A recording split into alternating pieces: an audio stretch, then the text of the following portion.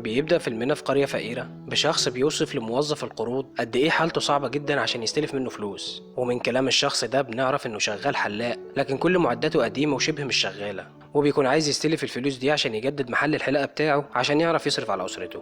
وهنا بنتعرف على بيلو، وبيكون بيلو هو الشخص ده، ومع إن الموظف بيكون عارف قد إيه حالة بيلو صعبة إلا إنه بيرفض يسلفه برضه. ولما بيروح كمان بيلاقي الكهرباء قطعت عليه هو وعياله عشان كده طلعوا يذاكروا في الشارع. ولما بترجع مراته بنديا بتسأله ليه ما اشتراش الحاجات اللي قالت له عليها، وساعتها بتعرف ان ما جالوش زباين اليوم ده خالص عشان كده مش معاه فلوس. وبيزيد الحمل عليه كمان لما بيعرفوه ان المدرسة بتطالب عياله بالمصاريف والا هيطردوهم، عشان كده تاني يوم الصبح بيروح للمدرسة بنفسه وبيحاول يترجى المديرة انها تصبر عليهم، لكن من كلامها بنعرف ان دي مش اول مرة يطلب منها الطلب ده، وهي كده صبرت عليه كتير وبترفض انها تصبر عليه مدة اطول، وبيكونوا هيطردوهم فعلا من المدرسة. وبيروح بيلو بعدها يفتح محل الحلاقة بتاعه، وبنشوف ان حالته صعبة فعلا، وخصوصا ان فتح قدامه محل حلاقة تاني بأدوات جديدة ونظيفة وكل الناس بتروح له. وبعدها بنروح نتعرف على دامشند، وهو يعتبر اغنى شخص في القرية لانه راجل بخيل جدا، ومعروف عن الراجل ده انه بيسلف الناس فلوس لكنه بياخدها منهم بفوائد، وبسبب الفوائد دي بيكون بيلو رافض يستلف منه لانه عارف انه مش هيقدر يسدها. وبنتنقل بعدها في مكان تاني خالص عشان نتعرف على ممثل مشهور جدا شغال على فيلمه الجديد وهو ساهر خان، واللي من كلامه مع المخرج بنعرف ان في مشاهد المفروض تتصور في قرية فقيرة وصغيرة، عشان كده بيقترح عليهم ساهر قرية اسمها بودبودة، وبنعرف انها نفس قرية بيلو. وبنرجع تاني عند بيلو وبنشوف انه قرر حتى انه ينزل الاسعار عشان يجيله زباين، وبسبب تنزيله للاسعار دي ولان دامشن راجل بخيل بيقرر انه هيحلق عند بيلو بعد كده، لكنه لما بيدخل يقعد على الكرسي بيقع بيه وبيكسره، وبتكون دي مشكلة كبيرة بالنسبة لبيلو لأنه ما عندوش كرسي تاني ومش هيقدر يشتري غيره. وتاني يوم بيوصل المخرج وبينتشر خبر إن في فيلم هيتصور في القرية، وبيفرح الناس بالفيلم، لكن فرحتهم بتزيد أكتر لما بيعرفوا إن البطل هو الممثل المحبوب ساهر خان. وبيوصل ساهر بعدها وبنشوف قد إيه الناس بتحبه ومش مصدقين إنه موجود في قريتهم، وبيقابلوه كويس جدا وبيودوه للفندق اللي هيقعد فيه. وبينتشر الخبر أكتر بعد وصول ساهر لحد ما بيوصل لبيلو، وبيشوف قد إيه ولاده متحمسين إنهم يحضروا تصوير الفيلم وبيخلوه يوعدهم إنه هيوديهم. وفي نفس اليوم بالليل بعد ما بيدخل الأولاد عشان يناموا بيقعد بيلو يتكلم مع بنديا، وبنتفاجئ من كلامه لما بنعرف إنه كان صديق لساهر خان زمان قبل ما يكون نجم، لكنه مكسوف يروح يقابله لأنه أكيد مش هيفتكره بعد الشهرة. لكننا تاني يوم بنشوف إن عياله كانوا سامعين كلامه بالليل وبينشروا الخبر ده في القرية، وبسرعة كبيرة جدا بتكون القرية كلها ملهاش سيرة غير بيلو صديق النجم المشهور ساهر خان، لدرجة إن في يوم بيتفاجئ هو وبنديا إن مديرة المدرسة جاية لهم لحد عندهم، وبيتفاجئوا لما بتقول لهم إنها هتعفي ولادهم من المصاريف المتأخرة، لكن ده بشرط إن بيلو يقنع صديقه ساهر خان إنه يجي يلقي خطبة في المدرسة. ومع إنه بيحاول يعرفهم إنه مش هيقدر يعمل كده، إلا إن بنديا بتكون خايفة يطردوا عيالها، عشان كده بتقول لهم إنه موافق وهيكلم لهم ساهر. وبعد ما بيمشوا بيتخانق معاها لكن بيكون الأوان فات، وبيزيد الموضوع أكتر لما بيكون رايح يفتح محله تاني يوم لأنه بيلاقي أهل القرية كلهم مستنيينه وبيحتفلوا بيه، ومعاملتهم معاه اختلفت خالص لأنه صاحب ساهر خان. وساعتها بيلوم على عياله بسبب الخبر اللي اتنشر وبيزعق لهم، لكنه بيتفاجئ ان حتى هم بيقولوا له انه لو ما جابش ساهر خان لمدرستهم هم بنفسهم هيسيبوا المدرسه. وبنعرف ان تصوير ساهر هيخلص بعد 12 يوم، عشان كده بيسالوه اذا كان كلمه ولا لا، وبيضطر بيلو يقول لهم انه كلمه لكنه قال له انه مشغول ومش هيقدر يجي. بس واحد منهم بيقول له انه لو ما جابش ساهر هيطردوا ولاده من المدرسه ولازم يتصرف. ولما بيروح يشتكي لبنديا من اللي حصل بتقول له يبص للجانب الايجابي، وهي ان حالتهم اتحسنت جدا بعد انتشار الخبر ده، وكل الناس اللي كانوا بيتجاهلوهم زمان بقوا دلوقتي بيتمنوا انهم يرضوا عنهم. وبتقول له انه لازم يحاول يكلم ساهر، وبنشوف انه اقتنع بكلامها وقرر فعلا تاني يوم يروح يتصل بالفندق اللي فيه ساهر.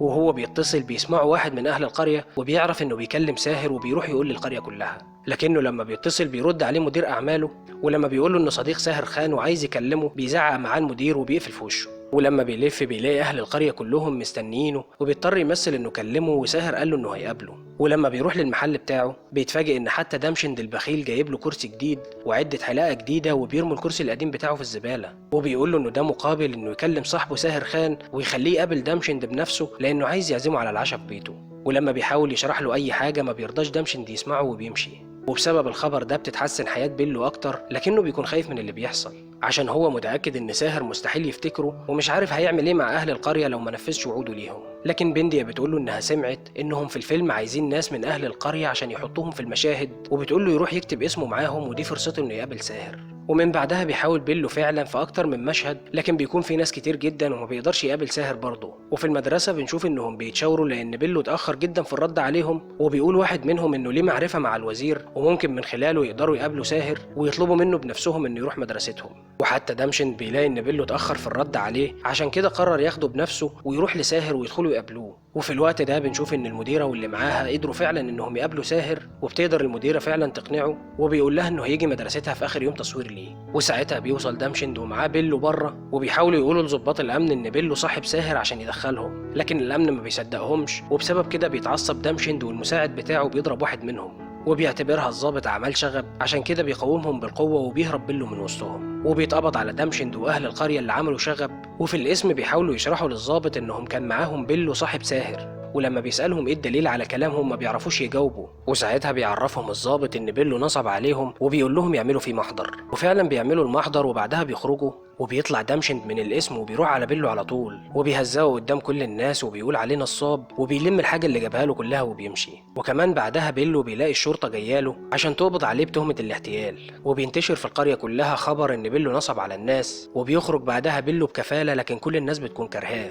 لدرجه ان حتى عياله بيقطعوه، وابنه بيقول ان زعلان ان الشخص ده ابوه. وما بيكونش حد صعبان عليه حال بيلو غير بنديا، لانها عارفه انها هي اللي حطته في الموقف ده بكدبتها من البدايه. وبيحاول بيلو انه يرجع يبدا من الصفر تاني، وبيجيب الكرسي القديم بتاعه من الزباله وبيفتح محله، لكن حالته بتكون صعبه جدا وخصوصا بعد السمعه اللي طلعت عليه. وحتى بنديا ما بتسلمش من السمعه دي وما بيكونوش عارفين يعيشوا، لحد ما بيجي اليوم اللي ساهر بيخلص فيه تصوير وبيروح زيارته للمدرسه. وبيطلع ولاده وهم متحمسين جدا عشان يروحوا المدرسه ويشوفوا ساهر من غير حتى ما يسلموا على ابوهم. وبتكون بنديا محرجه من بيلو، لكنه بيفهم انها نفسها تروح تحضر هي كمان، لكن لان اهل القريه هيكونوا هناك بيخاف حد يتعرض لها وبيقول لها انه هيوصلها بنفسه. وفي الوقت اللي بيكون ساهر وصل للمدرسه بتكون القريه كلها مستنيه هناك، وبتقول المديره خطبه في البدايه، وبيكون بيلو في الطريق هو وبنديا، وبيقدروا يوصلوا للمدرسه في الوقت اللي بيكون ساهر هيبدا يقول كلمته فيه. وبيبدا ساهر كلمته وبيحيي الموجودين كلهم، وبيقرر يحكي لهم قصه كفاحه كنوع من التشجيع. وبيقول لهم انه ما كانش طول عمره النجم المشهور ساهر خان، انما وهو صغير كان فقير جدا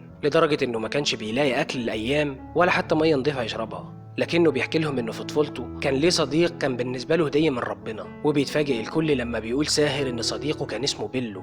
وبيقول ساهر انه فاكر كل اللي عمله الشخص ده عشانه لما كان ساهر ما بيلاقيش وجبه ياكلها في المدرسه وبيروح يملى بطنه ميه من الجوع، كان صديقه بيلو بيمدله وجبته عشان ياكلوا سوا. ولما كان شعره بيطول ومش معاه في جيبه اي فلوس يحلق بيها، كان صديقه بيلو بيستنى يوم اجازه ابوه وبيفتح المحل وبيحلق له. واهم جميل في حياه ساهر وهو يوم ما بيلو باع الحلق الذهب بتاعه وجاب لساهر تذكره لمومباي واداله كمان باقي الفلوس، وبسبب الفلوس دي اتحول ساهر الفقير للنجم المشهور ساهر خان. وبيقول ساهر انه رجع بعدها لقريتهم عشان يدور على بيلو، لكنه هناك عرف انه حب بنت واهله كانوا رافضينها، عشان كده اتجوزها وهرب من القريه. ومن ساعتها وهو بيدور عليه لكنه ملقاهوش، وما بيقدرش بيلو يكمل الحفله وبيكون مبسوط جدا لكنه بيمشي، وبتروح بنديا وراه. وفي البيت بتقوله انه محكالهاش على اي حاجه من الحاجات دي، لكن ساهر مازال فاكرها ومنساهوش.